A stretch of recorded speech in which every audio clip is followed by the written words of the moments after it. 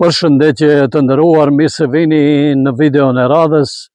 Kush është dallimi mes njerëzve dhe kafshëve?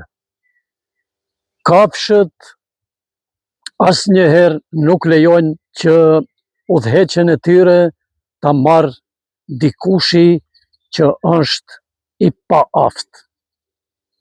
Kurse ne njerëzit jemi e vetmja formë jete që nga mesi ynë lejojmë që të na udhëheqin më të dobtin.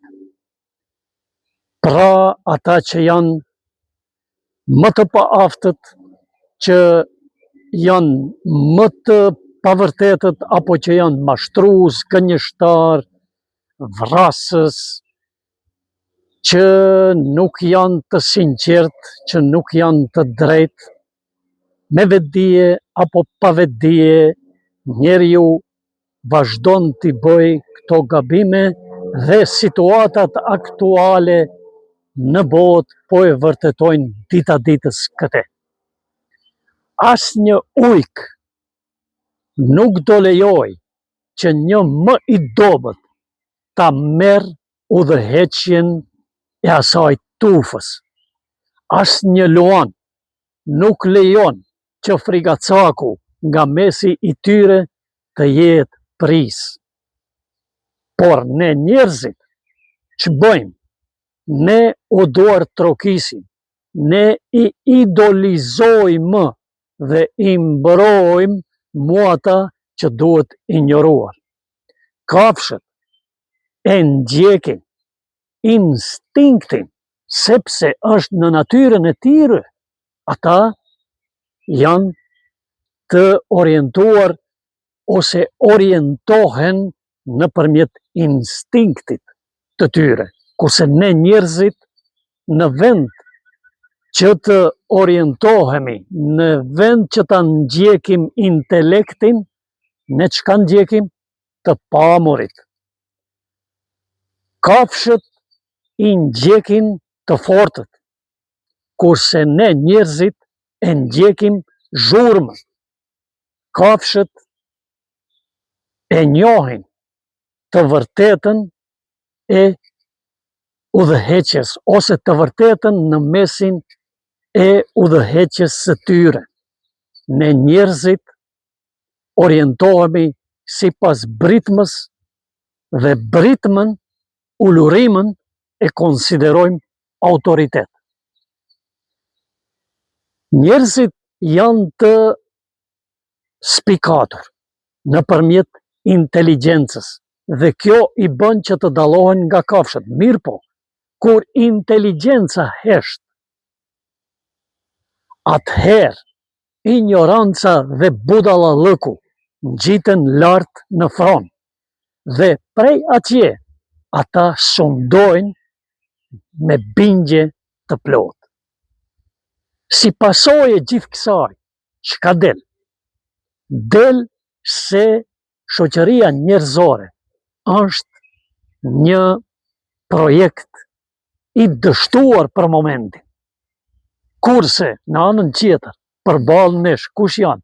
Janë kafshët që nga ndonjëherë e shumë herë, nëpërmjet tufës së tyre, ata formojnë ose rrezatojnë një urtësi nga e cila edhe njerëzit kanë mundësi që të marrin mësi.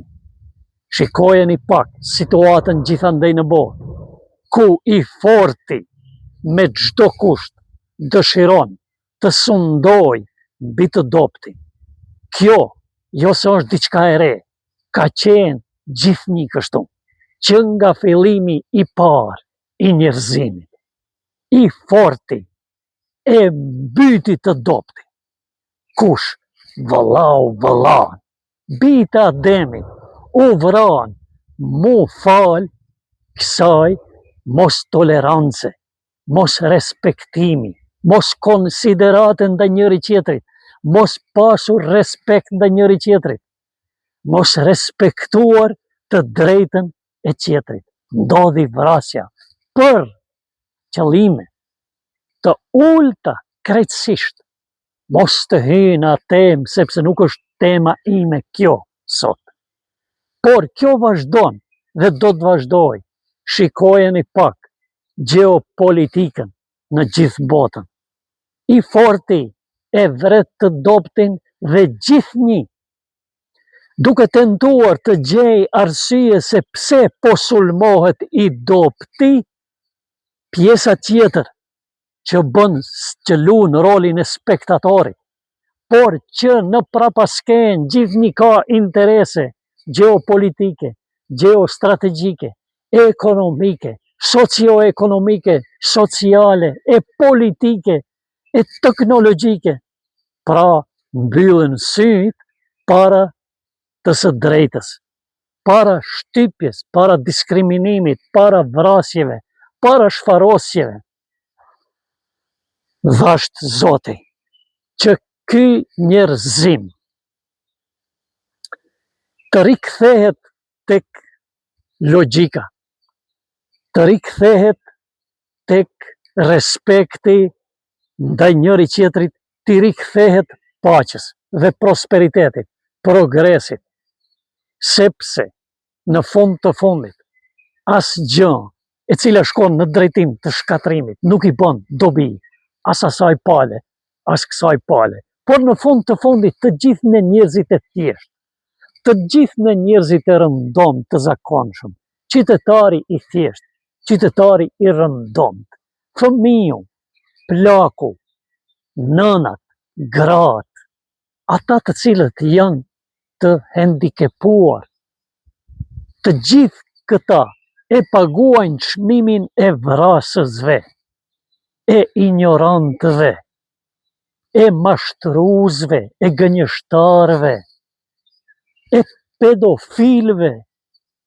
Shikoni, ka lloj skandalesh në botë që janë vërtetuar, që i ka vërtetuar bota, dhe që në mesin e këtyre skandaleve të nderuar, kush janë? Ata që na udhëheqin momentalisht, ata që vendosin për paqe apo për luftë. Çfarë absurditeti, çfarë paradoksi. Shikoni ku ka ardhur puna. Ai i cili është i shtrembër, ai i cili është i padrejt, ai i cili është uzurpator, ai i cili është vrasës, ai i cili është kurvar, ai i cili është pedofil. Çka bën? Ai akuzon palën tjetër, sepse mbizotron forcë ushtarake, politike, ekonomike, teknologjike dhe vjen edhe të vret. Ja, kjo botë neve sot na udhëheq. Gjithandej plus minus.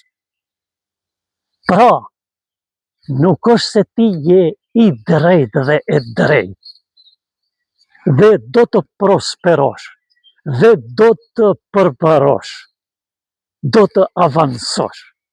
Kjo botë sot udhëhiqet me padrejtësi. Kjo botë është botë e interesit. Kjo botë e cila sot në rrethon, e cila edhe gje dorën në zemër, nuk është se ka qenë më e mirë. Gjithnjë gjatë historisë ka pas të tilla ngjarje, që bota, që njerëzimi ka qenë para apokalipsës, para shkatërimit. Ka pas lufta e parë, lufta e dytë botërore, epidemi të ndryshme në botë, kriza ekonomike, kriza sociale, fatësira. Çka s'ka pas, mirë po kur njeriu shkakton konflikt dhe luftë, shkakton shkatrim dhe degenerim brenda për brenda globit toksor, pa e pas një të vetmen arsye të drejtë për drejtë. Kjo është ajo që duhet të brengos këtë qytetërim, i cili nuk ndalet së pohuari 24 orë në ditë, se ja ka arrit që të ngjitet në hënë. Ja tani e kemi Artemis Fir, Artemis numër 4, që po ngjitet gjoja kinse, të hulumtoj hënën, të hulumtoj gjeografinë e hënës, tokën e hënës, të hulumtoj gjithate që ndodhet në hënë. E qëllimi, kush është? Në fund qëllimi është përfitimi teknik, përfitimi material, përfitimi komercial, sepse shpresohet se në hënë ka 4 elemente kimike, të cilat në tokë janë shumë të ralla. E gjoja në vitin 2050, bota do t'ja del që nga atje të importoj e atje të eksploatoj këto minerale. E gjithë lufta bëhet për të dominuar mbi tjetrin. Edhe njëherë, lufta nuk bëhet për drejtësi. Lufta sot, lufta dje, lufta që mund të ndodhë nesër, nuk bëhet për të vendosur drejtësi në botë, por bëhet për të arritur qëllimet e çka? Pala e cila shkakton luftën, qëllimet e veta, qofshin ato qëllime ekspansioniste, për të shtrirë, për të bërë më e madhe se që është, sikurse që pretendon Izraeli dhe qeveria izraelite sot. Vret, sulmon, shkatron Gazën. Një qytet, një territor me 2 milion banor sot pas 2 viteve, është i shkatruar totalisht, i rafshuar me tokë. Bota luan rolin e spektatorit. Qofshin shtete arabe, jo arabe, qofshin muslimane, jo muslimane, qofshin demokratike, jo demokratike, të gjithë janë në një thes. Nuk mund para botës 8 miliard të vritën 2 milion njerëz dhe askush nuk jep përgjegjësi. Lufta tjetër që po zhvillohet është lufta tani. Izrael, Amerikë, Iran. Pse të sulmohet Irani? Fundi fundit, nëse ai regjim, nëse ajo qeveria që është e padrejtë, është atij populli i cili është afër 100 milion, ta zaventsoj të mbajë zgjedhje tjera, ti mund të bësh nëse je i drejtë. E nëse pretendon se je i drejtë, bën presion në mënyrë tjetër, por jo me bomba. E me bomba çka vret? Dita e parë që nisi lufta, që Amerika me Izraelin e sulmoi Iranin, çka ndodhi? U bombardua shkolla e vajzave që nga mosha 13 deri 17 vjeç. 250 viktima, zbashku me print e me personel arsimor. Dhe çka bota? Kjo nëse nuk është gjenocid, kjo nëse nuk është vrasje mbi një popull, çka është bre? Dhe të del vazhdon të tregohet se është demokrat, krejt bota aplaudon, përfshi gjitha skajet e botës. Vazhdohet të mbahen marrëdhënie diplomatike që është e drejtë çdo shteti të vendosë për vetvete, nuk është e imja këtu unë të gjykoj kush duhet të ketë me kënd marrëdhënie diplomatike, jo, nuk po e them atë, por hipokrizia që mbretëron gjithandej, vetëm me retorik, vetëm me verbalizëm, vetëm me një luftë orale, oratorike, retorike. Çka i solli kjo Gazës? Që u vranë mbi 100.000 njerëz. Spaku thuhet se mbi 50.000 fëmijë janë të vrarë. Kjo në shekullin 21, në vitin 2026, që ka filluar në vitin 2023 atje, nuk ka të ndalme. Bregu perëndimor vazhdon të çka? Që u merret toka bre palestinezëve, familjet nxjerren jashtë, përzihen nga shtëpitë e tyre, nga vatrat e tyre, bota shikon. Qoftë ajo arabe, qoftë ajo jo arabe, qoftë muslimane, qoftë jo muslimane, qoftë islame, jo islame, s'ka më kur për dallimi bre. Të gjitha janë të përfshirë, vetëm në interes. Të gjithëve ju intereson interesi. E populli naif, populli i thjesht, del plason, poston në rrjete sociale, liderët e tyre që i ka dëshirë, që i simpatizon, se gjoja ato na qenkan, shumë patriot, e shumë azgan, e shumë trima, ku janë more? Kush i ndalen? Pse nuk i çojnë në raketat edhe avionët, shkojnë atje ta ndalin zullumin, që vritën njerëzit qytetarët e thjeshtë, që bombardohen spitale, bombardohen shkolla, bombardohen universitete, bombardohen një civilizim 7.000 vjet i vjetër. bota shikon. U prish një civilizim në Siri, krejt bota shikon. Qytete si Idlib, si Aleppo, Bagdad, Damask. E tani rasti me Iranin.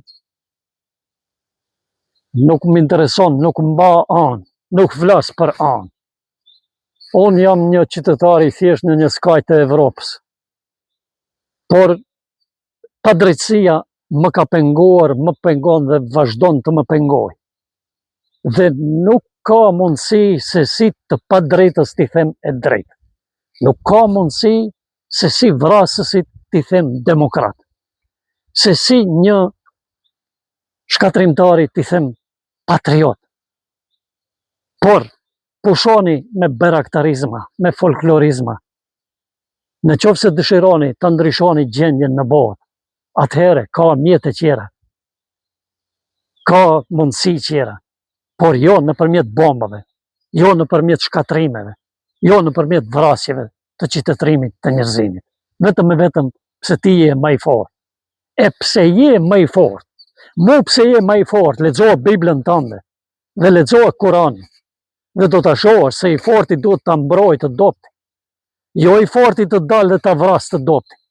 Lexoa Biblën dhe lexoa Kuranin, do ta shohësh se fukaran duhet ta mbrojë i pasuri, e jo i pasuri ta eksploatoj, ta vjet, ta grabit fukaran. Lexoa Biblën dhe lexoa Kuranin, do të shohësh se duhet t'i ruajsh spitalet, duhet t'i ruajsh shkollat, duhet t'i ruajsh universitetet dhe librat, duhet t'a ruajsh qytetërimin. Jo ta bësh të kundërtën dhe të thirrësh në Jezus, të thirrësh në Isa, të thirrësh në Bibël, të thirrësh në Koran. Shikoni, në Pallatin Oval, atje në shtëpinë e Bardhë, u mblodhen para një muaji evangelikalet e Amerikës dhe e bekuan presidentin e Amerikës. I luteshin Zotit që atë ta bekoj Zoti, përderisa Amerika vret njerëz. Amerika vret njerëz, bre. Edhe ti vret dhe bombardon. Vret njerëz të pafajshëm, vjen atje një grup miliona njerëzish, vetëm pse janë të fortë dhe në emën të Zotit, shikoni be çfarë paradoksi. Shikoni be çfarë perverziteti, perverzet na udhëheqin.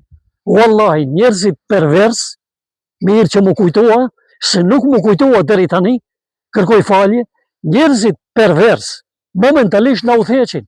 Njerëzit pervers e udhëheqin botën momentalisht, njerëz. Dhe bota vazhdon të shkojë në shkatrim. Shikoni bre në emën të Zotit. Sot, gati, kjo luftë po shndrohet në luftë të shenjtë. Ata të cilët deri gje akuzonin palën tjetër se po zhvillon xhihad, po zhvillon luftë shenjtë, po çfarë xhihadi është? Xhihadi krishter, apo? Çfarë katastrofe? Çfarë katastrofe? Të thirrësh në emën të librave të shenjtë, në emën të librave hyjnor, të dëshmosh se ti je besimtare, pjesëtar i një feje monoteiste që beson Zotin një, që ka krijuar gjithçka, që ka dërguar në tokë libra dhe profet, dhe të kthehesh dhe ta vrasësh, ta shtypësh, ta diskriminosh, ta shkatrosh më të doptin, dhe prapë se prapë të thuash jam besimtar, shkojnë në kish apo në xhami, shkojnë në sinagogë apo ku tjetë, dhe kush vritet? Kush vritet momentalisht? Dhe kush u vra edhe para 100 vjetëve? Këta që janë vëllezër në fe. Vëllezër janë bineq. Kush?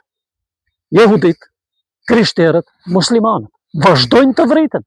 Vazhdojnë të mos mund të miren vesh njëri me tjetri. Kur edhe në Bibël, edhe në Koran, në librin e fundit, shkruan bre eksplicit, qartë edhe shkurt për krejt e kuptueshme, kur të keni ndonjë mosmarrveshje me njëri tjetrin, uluni dhe diskutoni në mënyrën më të mirë të mundshme me njëri tjetrin. Por jo, pse jam më i fortë, avionat, raketat, bombardimet, shkatrimet, ta detyroj tjetrin, çka? Të ulët, të mi jap ato çka i ka, që t'i sëndoj unë. Të ta marrë naftën edhe gasin edhe t'i vendosi çmimet unë. Ta shes unë, pastaj ti nëpërmjet meje të marrësh do pare unë që do t'i jap, do sa për të më falni, për të mbijetuar. Për këtë bëhet lufta. Për kur gjatë tjetër.